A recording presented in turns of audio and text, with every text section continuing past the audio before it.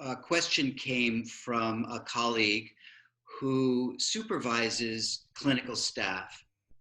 And this is a kind of a different realm, but dealing with an issue, if anybody supervises staff, that we're being called on, or perhaps some people are being called on to use a different part of themselves in confronting a staff person. The situation was a simple question: "Oh, hi, how are you today?"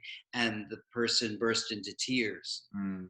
And so we're all living, I think, as we're all mentioning, at this time where we can sit here and talk about many, many different things.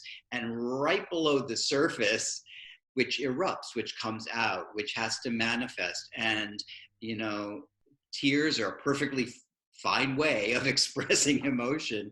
But for this supervisor, what do I say? When I'm dealing with my own emotional response, and now I have to support this person, supervisor to employee kind of way.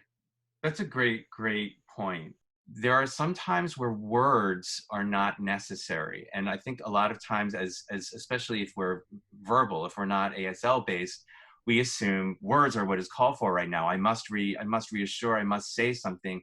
And keep in mind that the most important thing you can do to someone else's pain is to bear witness to it.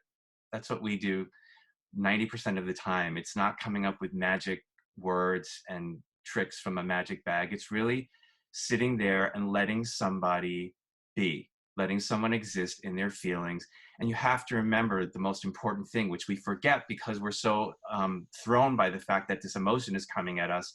This person obviously felt comfortable enough with you to allow it to happen, Hmm. which is enormous. It's enormous that they felt comfortable enough and vulnerable enough and safe enough to let it out.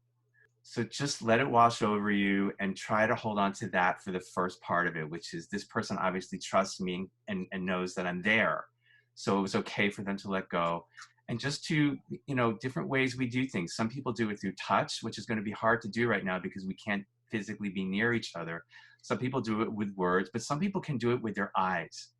And if you can let somebody know with your eyes, I'm here, I'm listening, it's okay, they're going to get that. They will understand that from you. I think that's really important. And it's a sense of empathy. If you can show the person that you are with that you are sharing their experience, you are understanding what they're feeling, can be very relieving.